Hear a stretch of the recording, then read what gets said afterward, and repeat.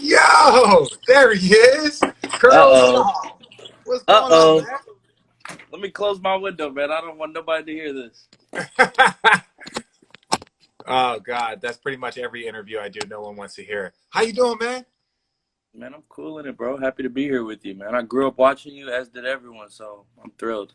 Oh, what are you talking about, man? I was listening to What's Poppin' just recently, and I hear the Sports Center shout out, right? And I was like, oh, okay. So, we know you're a hoop fan, so that's undeniable. I've looked at really. Oh, okay, you rocking a Donovan Mitchell? Is that what it is? You know what's The going on, man. Louisville? Have you Yeah, man. talked to Have you talked to your boy since everything went down with him? Yeah, I've been checking in on my guy. Okay. He's a strong man. He's a strong, beautiful man.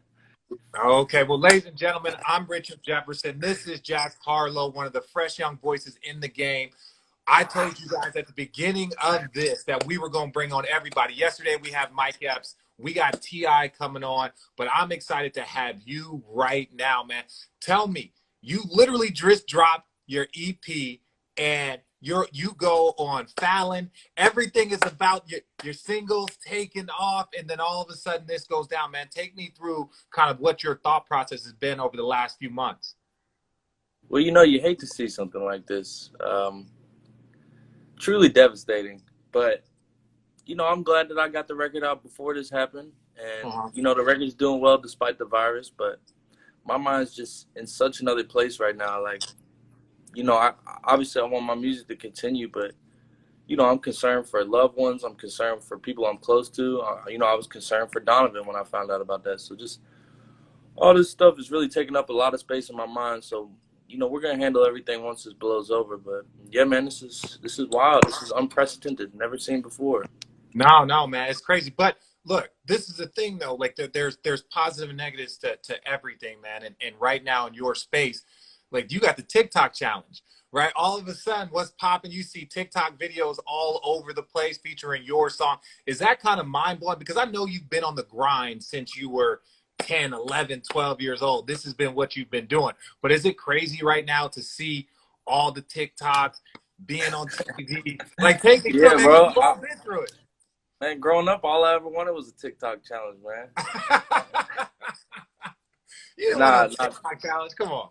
Nah, but one thing I did want growing up, and I'm happy about the TikTok because that's what's moving the needle right now. Yeah. I've been wanting to hit, and now that we finally got one, and my mind's already on to what's next. So it's just special to have something like this. This is a record they were playing in the clubs, and it's a record that's playing on the radio. That's what everybody dreams of. So this is a check off my bucket list. Oh, okay, but this is one thing. Like, doing my research on you, and obviously I know your music, I've heard your music, but you always want to see where people came from, where they started. You have been on the grind since before you were a teenager, right? Do people fully understand? Like, they hear this and they're like, oh yeah, and it's like, how long have you known that this is what you wanted to do, that this is the direction that you wanted to go? Well, if anything, I think it just speaks to a true passion for it. I've been wanting to do it for years because I love doing it. When you say the grind, it wasn't like I was using the same method since I was 10 or 11. I was figuring it out, but I've loved rap music for that long that I've been trying my hand at it for long enough that, yeah, it's been about a decade now that I've been saying, oh, I want to rap. I was in the hallways with it. I was passing out burnt CDs in middle school. So, yeah, no, I've been chasing this, so it's nice, And I think that's why there's a distance between me and my peers on some of these things because I've been really at it, and that's just what happens when you put in repetition. That's why I said in What's Poppin', I said in the gym trying to work on my free throw. Like, that's what this was for me for so many years. It's just getting raps off. Yeah. Now when you start looking at collaborations, right? Like, you're starting to get to that spot now where, you can start to work with the producers. You got the people that you can work with, whether it's your heroes or people that you looked up to. Like, who has inspired you that you was like, man, if I can get on a track with them, if I can do something with them, if I can get in the lab with this producer, who are those people? Put it out there, manifest it. Let me hear it. I want to do something with Andre 3000. That's one of my next goals. Okay. Just to get one of his masterpieces of a verse. That's huge for me. And somebody that was on my bucket list forever was Pharrell, but we ended up working a month ago. So. Oh, congratulations on that. Is that something we're gonna hear soon? Is Is that out? Like, what? Tell me about it. I don't know as soon as the word. We'll see. You know, we gotta fill it out. I gotta finish it up. It's coming though. It's coming out. Okay. Is there anything that you've been working on now? Because a lot of people, and I say this to everybody that comes on, everybody's always saying, I got nothing to do. Everybody has something to do. Are you using this downtime to write? Are you using this downtime to work on other artistic things, ideas, whether it's music videos, whether it's a compilation? Like, just what are you using this time to do? Well, I've been shooting a music video in the crib for this single I got coming with G-Eazy next week. Okay. It's G-Eazy featuring Jack Harlow, and we've been having to, So this isn't Jack Harlow featuring G-Eazy. Yeah, my man brought me on, man.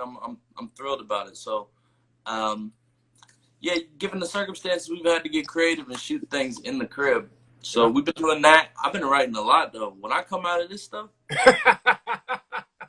I'm telling you, I got some life-changing music on the way. Like some stuff that nobody's ever heard me get into. It's very vulnerable. It's very honest. And like at the end of the day, you can make records like what's popping and you can make those club bangers.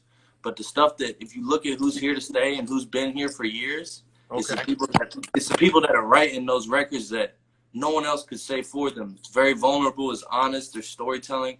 I'm doing a lot of that right now. So I'm going to come out of this and connect with people because that's how you keep fans. You know, hits is how you stay culturally relevant.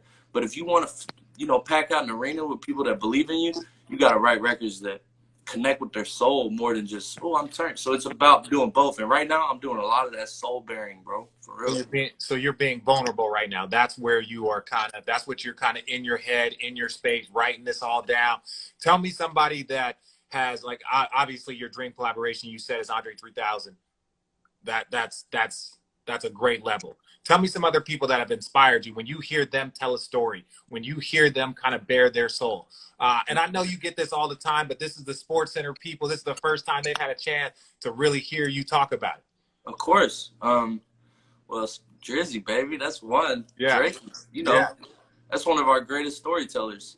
Drake, Jay-Z, amazing writer, unmatched flow, voice is so distinct. You know, Wayne is one of the best, just pure lyricists there's ever been. So all those guys, man, like I pay attention to who's here to stay. You know, every year we have somebody pop in the scene. Yeah. But I pay attention to the people that are making history, who keep it going for years and years. So that's who inspires me. Oh, okay. Well, man, so we know you're a hoop fan. Your single was popping. You're talking about John Stockton. This is crazy. I'm old enough that I played against John Stockton. Let's put that into perspective, right? Let's put that into perspective. I was a young boy. I was in like my first or second year, but still, I played against. Are you retired? I am all the way retired. I've been retired. This body is no longer playing basketball. See, that's the thing. You must be. I used to dip in and out, and I used to hear it all the time. People would be like, wait, Jefferson's still playing? Look, I played 17 years. I'm done. This is all I'm doing right now. I'm interviewing young stars like yourself, trying to figure out how you are trying to connect to your people, your fans. Take me through your first television performance, man. Like, you go on Fallon, right? And I'm checking out your Instagram, and I can see that, you know, this is kind of a moment. Was that one of those like surreal moments for you? Give me another surreal moment, whether you met somebody, you performed someplace, just something that like maybe you haven't told too many people. That's a good question. Anything that I ain't told too many people, I'm probably still scared to tell people. Come on, but you talking about being vulnerable right now. Here's a perfect moment. This is a top 10 moment for sure. Well, let me speak on the Fallon thing as the other half of my brain tries to think of something for you. Okay. Fallon was special because everybody cared about it. My grandma cared. My homeboys cared. My parents cared. It's just so, you know, you can get 100 million views on YouTube, but your grandpa, you know, he's like, okay. Cool. With YouTube, cool. Yeah.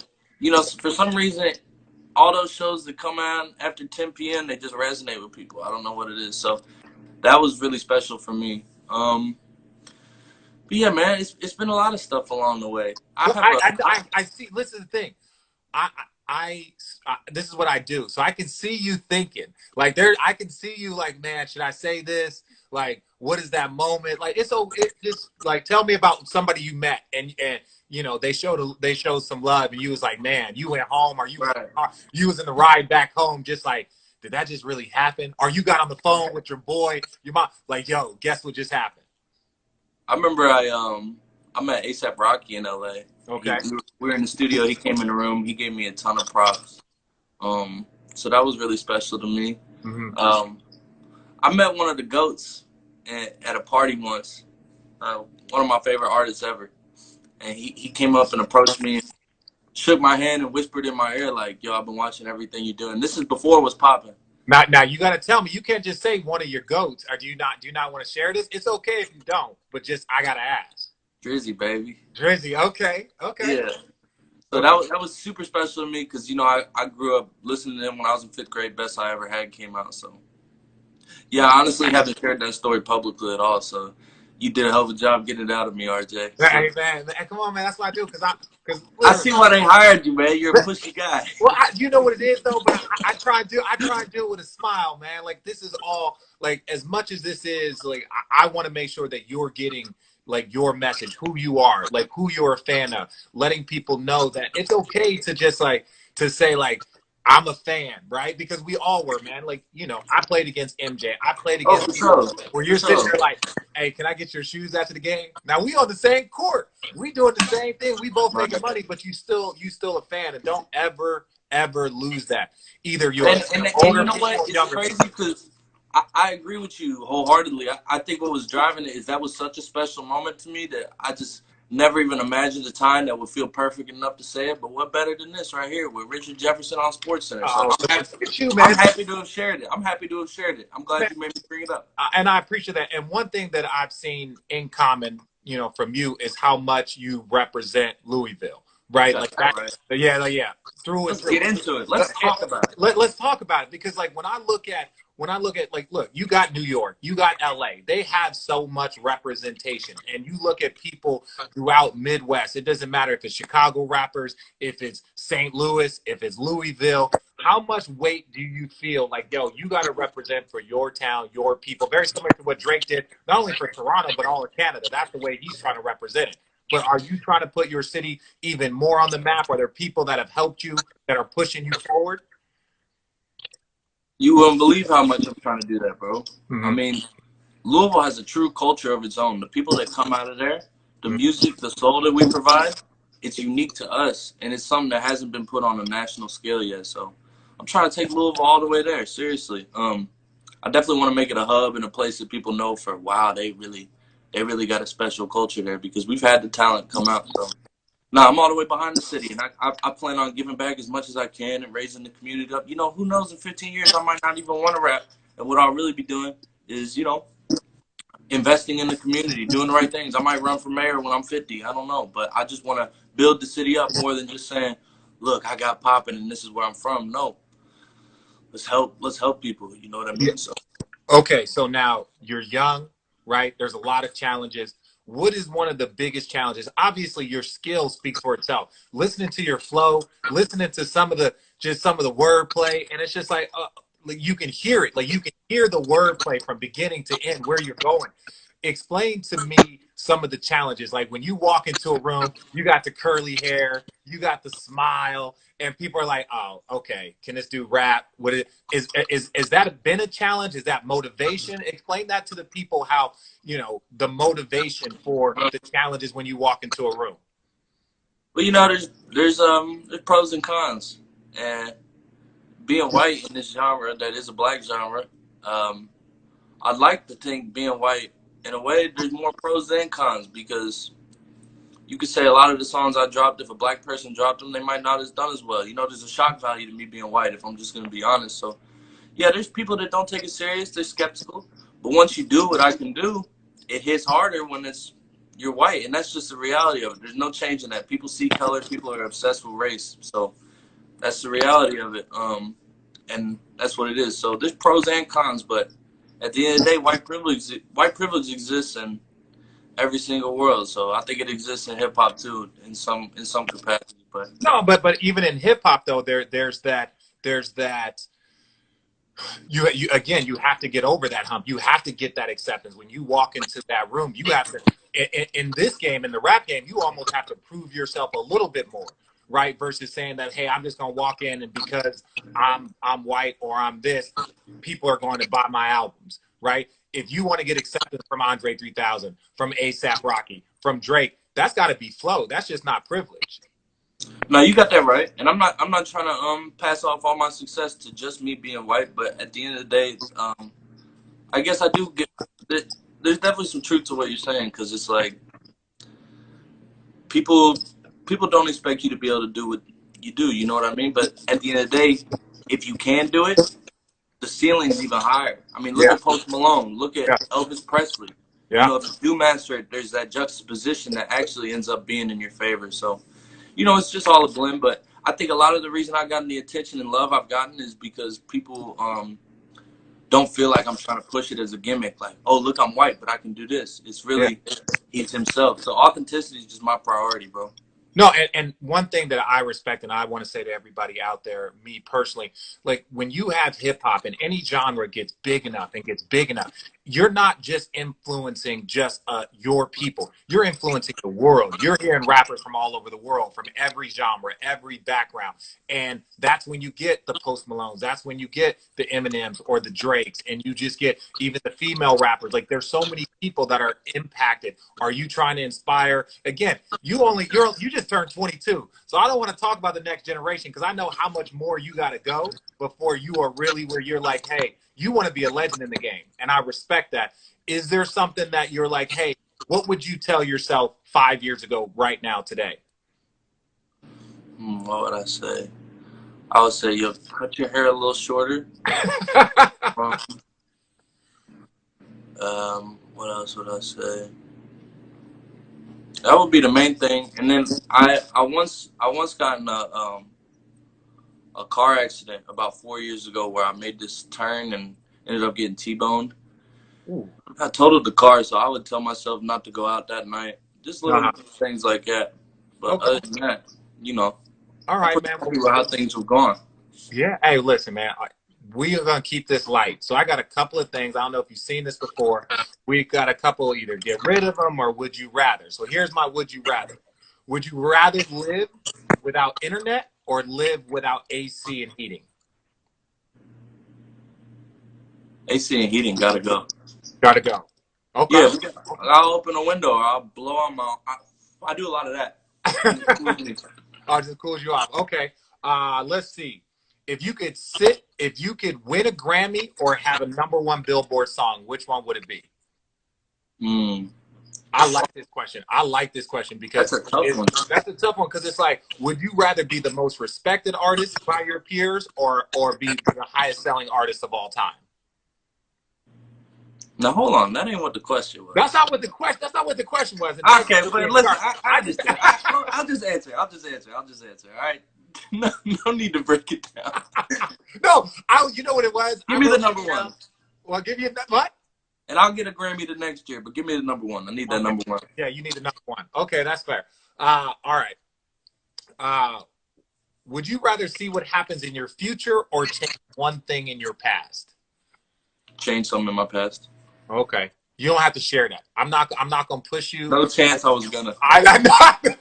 This one ain't coming out, RJ. If I knew, see, this is the thing. I knew that, right? So that's why I didn't even put that in I didn't even put it out there to have to change it. Well, all right, man. I just want to say thank you for joining me, man. This is so much love. I can't wait to follow your career from here on out. Hopefully, we'll be able to connect. I'll be able to see you in concert somewhere before or after all this is over, man. But keep writing, keep inspiring others, man. Is there anything you want to shout out? Anybody that you want to show some love to before we get out of here? Yeah, you know, I want to give a shout out to the whole Private Garden Collective coming out of Kentucky, all my guys. Shout out to the whole team. Shout out DJ Drama, Don Cannon. Shout out to my family. Shout out Louisville, Kentucky. Shout out Kentucky as a whole. That's all I got. That's all you got. All right, Jack, man. Well, I appreciate you joining me, man. It's been a real pleasure, bro. All right, man. God bless. Peace. Thanks for watching ESPN on YouTube. For more sports highlights and analysis, be sure to download the ESPN app. And for live streaming sports and premium content, subscribe to ESPN Plus.